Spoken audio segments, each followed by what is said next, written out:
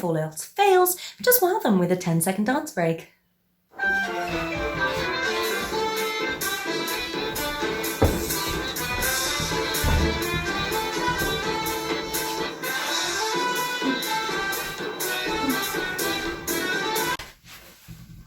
So you want to impress some pretty senior people, senior managers, executives, the C-suite. Maybe you're a salesperson looking to close the biggest deal of your career. Or maybe you're interviewing with the CEO of a company you really want to work for and just don't want to turn into a nervous mess. The fact of the matter is, whether you're interviewing with them, working with them, or selling to them, senior people can open major doors in your career. So after nearly 10 years of working with customers, working closely with and selling to the C-suite, I'm going to share with you some of the mistakes that people make when speaking to senior people, but also the 5 C's for how you can not just get by speaking to them, but actually impress them, actually wow them and make the best impression. Number 1, be calm. If you get nervous speaking to senior people, join the club. So do so many others. And by the way, if you don't struggle with this, just skip to the next point because not all of this is going to be for newbies talking to senior people. But if you're relatively new to this, it's completely normal to feel nervous and to feel a little bit intimidated. And while yoga and calming your nerves just before going in is great, what you're actually going to need to change, what's going to make a fundamental difference in you presenting to senior people is changing this perception that you have that this is a risky situation, which it's not. It's just a conversation, that this person is intimidating, they're not going to do anything to you, and that you've put yourself in a situation where you don't feel comfortable. And sorry to break it to you, but the only way you're going to feel more comfortable is actually doing it more. I remember when I was younger, when we would have guests around at the house, whether or not they had children, my dad would insist that me and my siblings sat at the table and spoke to everyone. And while that was great for my dad and our family time, it also has been incredibly useful in my career because I haven't been afraid to speak to people regardless of their age, seniority. Everyone has been the same. But the key message I want to get out there is that this doesn't come naturally to everybody, and that's fine. The reason you get good at it is because you practice it. Why do you think salespeople don't care about who they talk to? Because they've called people and been rejected a whole bunch, and then they've realized that it's just not that big a deal. It's just another person. But if you naturally feel a bit more nervous, be honest with yourself, you've probably avoided situations to speak publicly. So what you want to do is put yourself in as many situations as possible to start speaking and presenting publicly. Now, this could be joining a public speaking group that's in your area, or even simply asking to present some of your team projects to your team if you want to start small. And the more and more you do it, the more comfortable it becomes. It really is as simple as that. Another key thing that you want to think about when it comes to remaining calm is being prepared. I would be nervous if I also wasn't prepared for what I had to present or what I had to talk about or the points that I would have to make. So do your research, but also just start talking to people outside of your comfort zone. The second C is being concise.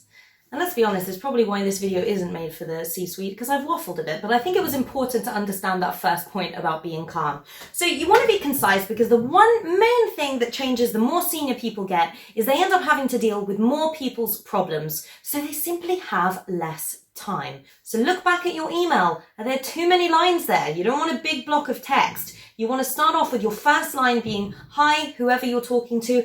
And then in the first sentence, like, this is why I'm getting in touch with you. And all you need is that one sentence. Then you can have one paragraph explaining what you want, but then keep it simple and reiterate what it is you're asking for. Keep it as concise, as simple as possible. If you are presenting your objectives or the results of the work that you've done, focus on what is the impact, how is this going to affect you, and do I need anything from you as well? But you don't need to go into long PowerPoint presentations. The simpler, the better, because they have an overwhelming amount of content and information and other people's problems to go through. So you want to keep it simple, keep it short. C number 3, be clear about what you want. I can't remember where I heard this, but I think it's great advice. When you are asked a question by a senior person, your response should be yes, no, or I don't know, and I will find out. You want to keep things as clear as possible when you're being asked a question, but also when you're presenting something. You want to show that you have a focus, you know what you're asking for, and you know what you're going for as well. They don't have time for any wishy-washiness or any waffle or even jargon. Think about how many emails a C-suite person might get during the day that say, I'm going to save you loads of money.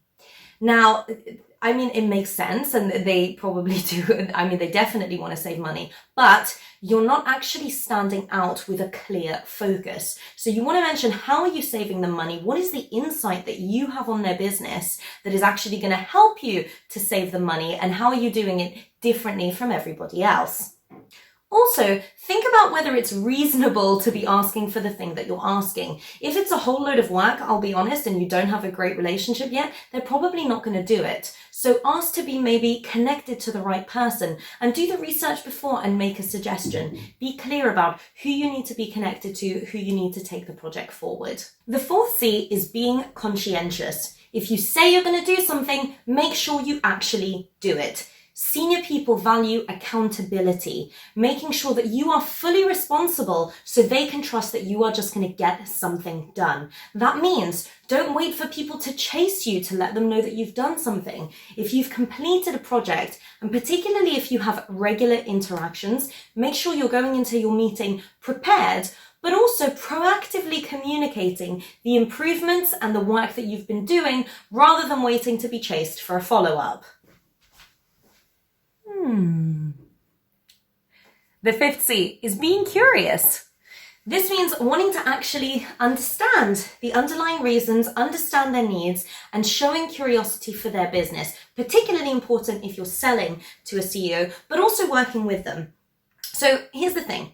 CEOs are the only people in the organization that cannot drown in the problems and say something can't be done. They are the single person responsible for driving the business forward regardless. So you probably guessed it, they don't like hearing no.